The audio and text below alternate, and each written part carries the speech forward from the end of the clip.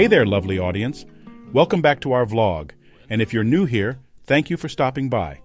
Before we get started, make sure to hit that like button and subscribe to our channel to join the community and never miss any of our adventures. Today, we are visiting Monte da Ravasqueira, a stunning estate located in the heart of the Alentejo region in Portugal. This estate has a rich history and has been owned by the same family for over 300 years, which makes it even more special to explore. The estate is well known for its wine production, especially for its award-winning red and white wines. They have their own vineyards, where they grow different grape varieties, such as Syrah, Aragonese, and Touriga Nacional. The winery itself is also impressive, with a modern design that blends perfectly with the surrounding landscape. Aside from wine, Monte da Ravasqueira is also a great place for horse riding and bird watching. They have their own stud farm, where they breed Lusitano horses, one of the most beautiful and elegant breeds in the world. Moreover, the estate is home to different bird species, including eagles, owls, and storks, making it an excellent destination for bird enthusiasts. Overall, Monte da Ravasqueira is a true gem in the Alentejo region, and I can't wait to show you more of its beauty. So, stay tuned for the rest of the vlog, and let's get started. Now, the family I mentioned originally bought the estate in 1943, just a second home, just to come and enjoy this peace and quiet of the countryside, which is quite relaxing. So at that time they already had lots of various companies, so they just wanted to get away from the weekend, and this was their getaway. It's very close to Lisbon, where they've always lived, so it would be easy access to come here. Nowadays it still is used as a second house, but it's a very, very big family because Mr. José de Melo, the main element of the family, had 12 children. Wow. So it's they are now around 145 descendants. So you can imagine how organizing so many people is. It's very, very difficult. So nowadays the family house works more or less like a private hotel, where each of the 12 have 3 weekends per year to come and enjoy the house. So they have to be very, very organized. Yeah. But this just goes to show that the family still view Ravasqueira as their family, as their family estate. So whereas the other companies, they are just companies, they have financial views, Ravasqueira will always have a sentiment of belonging, of a family business. Yeah. So the second generation of the family, Mr. José de Melo, actually came to live at Ravasqueira after he inherited the estate from his mother and father, who had originally bought it. And he was very passionate about Lusitano horses. Do you know the Portuguese breed of horse? Yeah. They are the ones represented in the photographs at the end of the room. Yeah, I see them all over the place. They're very tall, very elegant, and very strong.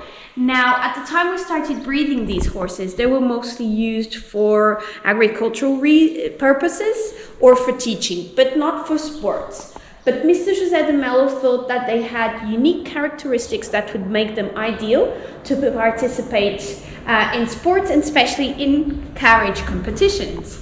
So he got a team together, they trained and trained for many years, up until 1996, when they managed to win a worldwide carriage competition in Belgium. That was really an important step for us because it was the first international competition won by the Lusitano horses, and it was finally Mr. José de Melo proving that this breed of horse was a good breed for sports. And nowadays in Portugal they are used for many activities. I almost forgot to mention the private museum of harness and carriages, which is also located on the Monte da Ravasqueira estate. This museum is a real hidden treasure and showcases a remarkable collection of carriages, harnesses, and other equestrian equipment from different periods. It's fascinating to see how these vehicles have evolved over time, from the simple carriages used for transportation to the elegant and ornate carriages that were reserved for royalty and high society.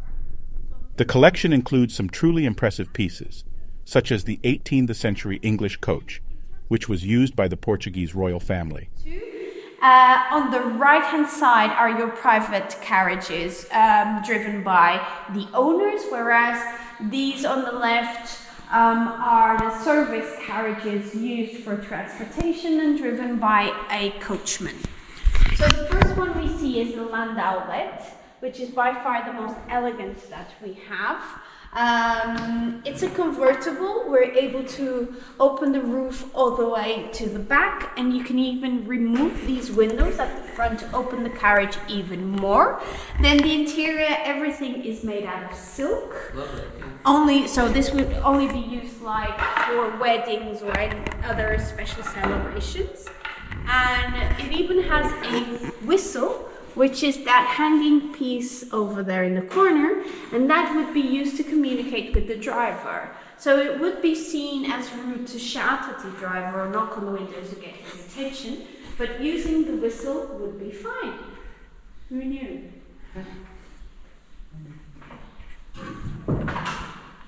Whistling on somebody's okay, huh? Yeah. Beautiful. You can shout at them. Even the lamps. Then over here we have two coupés. This is a regular coupé, and this one here is a coupé dorsal. Now this is an upgraded version, much more spacious. It has a room, bench for adults at the back, for children up at the front. And this would generally be used, for example, in a big manor house to transport family members around. It has round windows, which at the time would be extremely difficult to make. Yeah. So it would be quite an expensive carriage to have. Then here we have a mail coach. So it's by far the biggest of the collection and one of the most important. It's a carriage from the 19th century, made in Paris, in France. And it has as its first owner Mr. Bugatti from the sports car. So it gives it quite a lot of value as well. Its main purpose was to transport mail. The mail would be kept in that yellow box, which has an opening up at the top. And there would be someone from the mail services that would guard the mail during the whole trip for security purposes.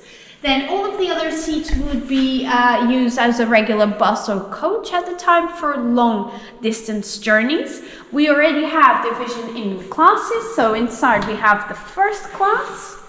Our first class has room to sit 4 people. It has a room for you to store your top hat if you're a gentleman. We also have tucked into the door that would be, that's one of the back supports that you can open to access the luggage area. That's one of the luggage areas at the back. And there would be another access to the luggage area at the front. That's if you were to forget something from your bag and you needed to remove it during the trip. You didn't need to stop the carriage. You could just open those supports and access whatever you needed. So we actually have 72,000 acres of land. That's everything you see and beyond. Now, most of it is what I've been just explaining. It's a mix between the holm oak trees and the cork trees. And these 2 trees in Portugal are protected. You're not allowed to cut them just because you feel like it. You need a special license. So that's why we only have 112 acres of vineyards in comparison to the 72,000 acres of land. Is because we have so many trees and it's just such a dense area that we really don't have much more space to plant more vineyards. So we require every year on local producers to buy grapes from them to keep producing more and more each year. Less pulp. And they are a lot sweeter in terms of the taste. And they have a big pip in the middle. They have a pit?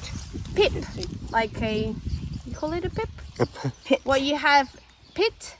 Pit. Like Pit. a Like little... the seed. The seed. Yeah. Yes. So they generally have a bigger seed than the table grapes in relation to the size of the grapes that they are. but they're very, very sweet. So which grape is this? This is Viognier. It's a French grape, yeah. a white grape. Yeah. And then we also have irrigation to help them grow better, and that's why they are green instead of everything else. How often do you water? Every year, every day. Okay. But it's small drops or during part of the day, and the irrigation is a bit higher up because when the water drops, when it hits the ground, it kind of spreads. So it's not located just in one section; it's in a bigger section to spread the spreads more. We'll harvest for our top quality wines, and then a mechanical harvest for our day-to-day wines, depending on the type of wine. We are going to taste a premium white, a premium rosé, a Vigne de Fromage red, and 2 premium reds. Start off with the white. So our premium white is a combination of the 5 white grape varieties that we produce here in the estate. So it has Alvarinho. Now, Alvarinho is an Iberian grape mostly planted in the north of Portugal, in the area called Minho, and it's used there for the very popular green wines. Here in this region, we can't produce green wines, but we can use the grape to produce white wines. So it has that grape. It has Arinto. Arinto is a traditional grape from this area, from the Alentejo. And it also has 3 French grapes, which is Viognier, Sémillon, Marsanne. Then it has 12 months of aging in new French oak barrels. So that's why it has this beautiful golden color. I like the Viognier. Don't know why. Yeah, Viognier is really nice. It's really fruity and different to your other varieties. I'm going to start serving you the Vigne de Fromage. Now, this is by far the most popular red that we produce here in Ravasqueira. It's called Vineyard of the Pomegranates, the fruit. So, to organize our vineyards, we've given names to different areas, given names and we've divided the vineyard in vineyards. So the vineyard we passed this morning is called Vigne du Monte. Monte is the name that we give to the house up at the top. And this is called Vigne de Fromage, fromage the pomegranates, because we had lots of pomegranate trees planted in that area. So we originally started making this wine in 2008, and it had 2 more grapes. It has currently Touriga Franca and Syrah, but it also had Alicante Bouschet and Aragonese. This until 2011, when our winemakers started working with us. They wanted to understand what wines had been done up until then, and they always found it was very strange why this wine in particular had a unique taste in relation to all of the other reds that we were making. So they tested the soils of this vineyard and found out that the roots of the pomegranate trees were intertwining with the roots of the vineyards and influencing each other positively. So that's why this is such a popular red. It's very aromatic. It has some nice plum sweet flavors. It has some nice peppermint or minty kind of flavors. It has some spices like cardamom, but also it has some black pepper. So very complex. Lots of spices in this one, even like cinnamon, for example. Lots of wild berries. So it's a lot more smoother, and whereas this one has 28 months of aging in new French oak, so over 2 years just waiting in an oak barrel and aging before it spent a further year in the bottle before it became available in the market. Been drinking wine since we landed here, and I feel like we've been drinking every day. So, and the wine drinking shall continue, I'm sure, because this is not the last. We have another tasting tomorrow, but this was lovely. We enjoyed it. And the last one we tested was more like a port, which is kind of sweet. It's like a dessert wine. So it was good. But some very interesting flavors. Way enjoyable, I want to say. But now we're done. And we must go to our next stop. We're going to wherever. Because we need to visit Denver afterwards. Yeah, so we'll straight down there. Denver is my hometown. They have lots and lots of nice restaurants. So, Windmill. Windmill. You're going to a very traditional and unique restaurant. Okay. It's set in an old windmill. Yes, it's quite peculiar, and you have really nice homemade kind of traditional. Well, that's lovely.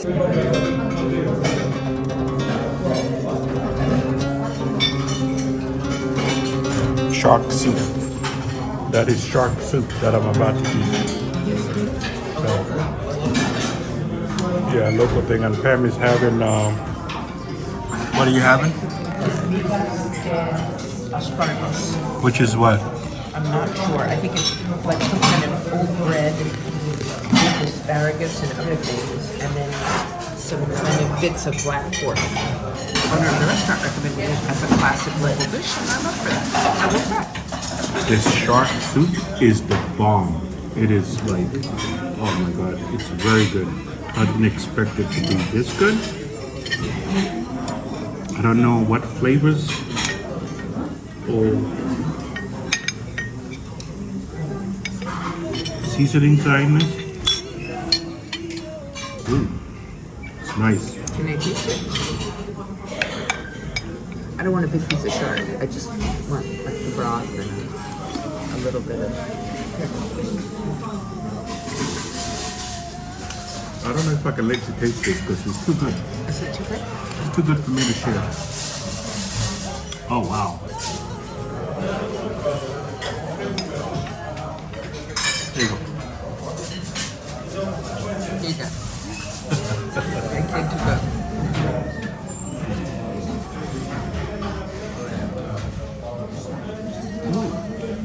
Okay, break off a little piece of shark so I can taste shark because I've never had shark. Just a small, itty bitty piece.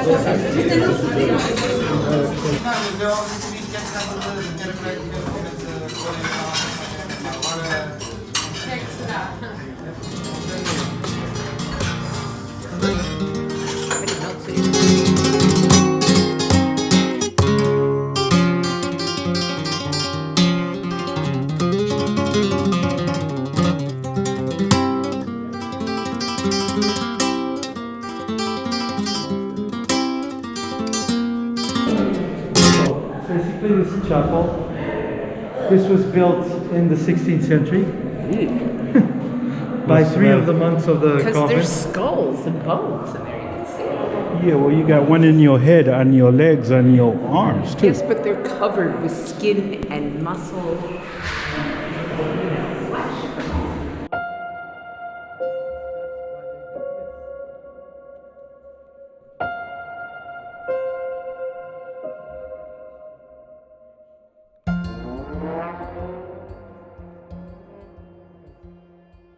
Ends the same way, like this. They have some very small heads. Yeah, Small but the back then. skull is also smaller than what we normally see as our heads. Yeah, but look at It's me. I have covered a very big head compared to this head, like No, for sure, for sure. like twice. My head is twice that big. That's because I have a big brain. The bones that are here, Uh-huh. for yours, we are waiting. Yeah, that's the Yeah. inscription on the side. Oh, is on that the there too? outside. I'm not getting mine. So basically,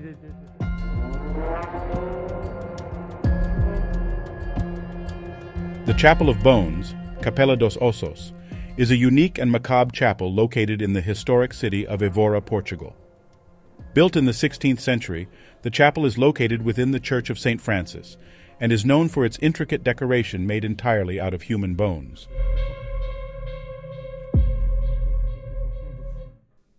Upon entering the chapel, visitors are greeted by an eerie sight. The walls and ceilings are lined with human skulls and bones, carefully arranged and interlaced with one another to create intricate patterns and designs. The chapel contains the remains of approximately 5,000 individuals, including monks from the adjacent church and other residents of Evora. The bones were originally collected from cemeteries and mass graves in and around Evora, and were arranged in the chapel as a reminder of the transient nature of human life and the inevitability of death. The inscription above the entrance to the chapel reads, "We bones that are here, for yours we wait," serving as a stark reminder to visitors that they too will one day join the ranks of the deceased. Despite its morbid decoration, the Chapel of Bones is a beautiful example of the Baroque style of architecture, with ornate carvings and decorations adorning the walls and ceilings. The play of light and shadow against the bones adds to the eerie atmosphere of the chapel. Today, the Chapel of Bones is a protected historical monument and is open to visitors year-round. Although the sight of thousands of human bones may be unsettling to some, the chapel serves as a poignant reminder of the fleeting nature of human life and the need to live in the present moment.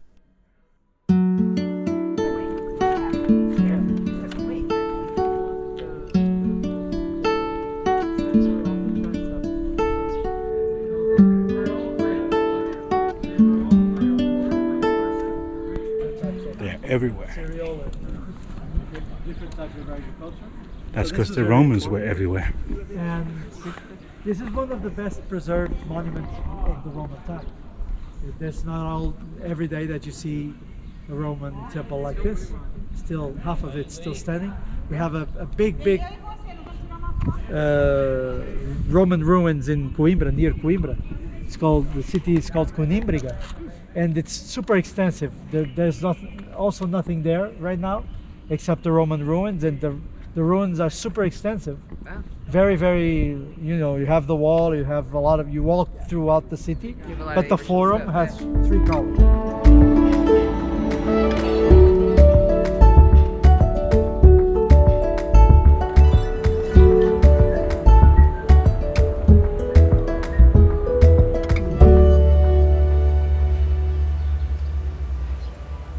Thank you so much for watching our vlog. I hope you enjoyed it and found it helpful or entertaining in some way. If you haven't already, please consider subscribing to our channel. By subscribing, you'll be notified of all our future videos, and it would mean the world to us to have you as a part of our community. Again, thank you for watching, and we look forward to sharing more with you in the future.